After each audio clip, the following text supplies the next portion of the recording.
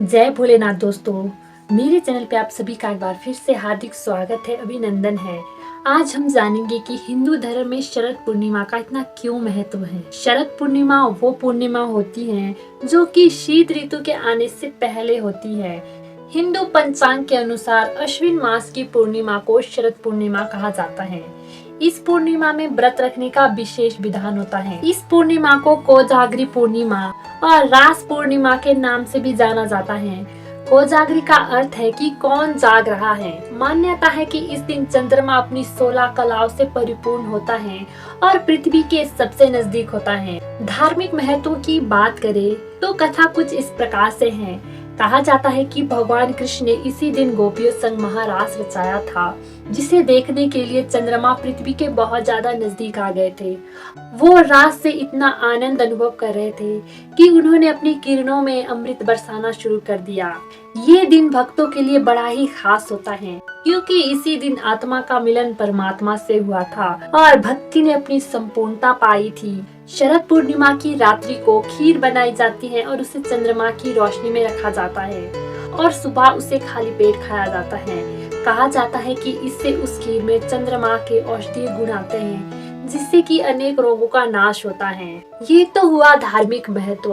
अब जानने का प्रयास करते हैं कि इसका साइंटिफिक यानी कि वैज्ञानिक महत्व क्या है। साइंस में हमें बचपन से ही यह बात सिखाई जाती है कि जो चंद्रमा है ना, वो ही सभी वनस्पतियों में औषधीय गुण प्रदान करता है।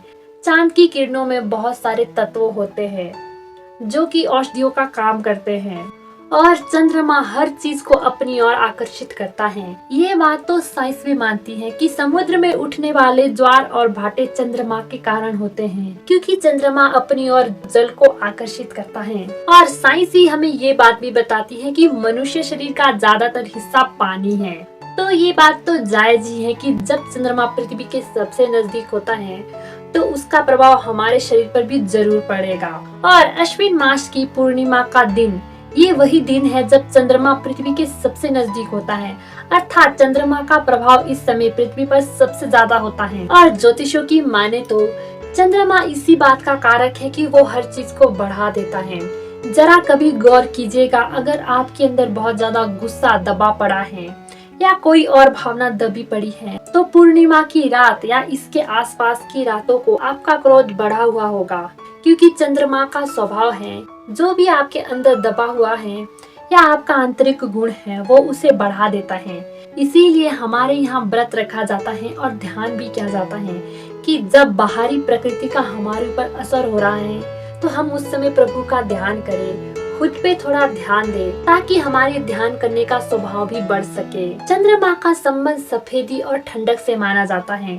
चावल और दूध भी चंद्रमा से मिलते जुलते हैं, इसीलिए इस दिन खीर बना के रखी जाती है ताकि चंद्रमा के गुणों को और अच्छे से प्राप्त किया जा सके। ये बात तो वैज्ञानिक भी मानते हैं कि चंद्रमा के प्रकाश में रखी हुई खीर को खाने से रोग प्रतिरोधक क्षमता बढ़ती है।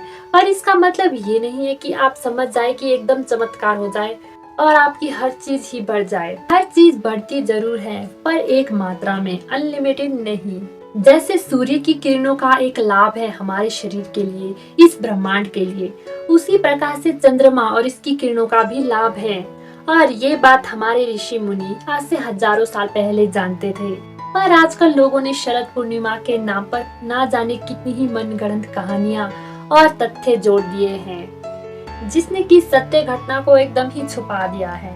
तो शरद पूर्णिमा के इस दिन को आप बिल्कुल भी मिस मत कीजिएगा और अपनी आंतरिक क्षमताओं को ऊंचाई देने का प्रयास करें, कुछ अच्छा सीखें और कुछ अच्छा करने का प्रयास करें। मेरी बातों को बड़े ध्यान से सुनने के लिए धन्यवाद। अगर आपको यह वीडियो अच्छी लगी हो तो वीडियो को लाइक, कमेंट और शेयर करना ना भूलिएगा। और ऐसी ही और वीडियो देखने के लिए चैनल को सब्सक्राइब कर दीजिएगा। मिलते हैं अगली वीडियो में, तब तक के लिए खुश रहिए, खुशियाँ बांटिए, अच्छे कर्म कीजिए और ईश्वर का नाम लीजिए। जय भोलेनाथ।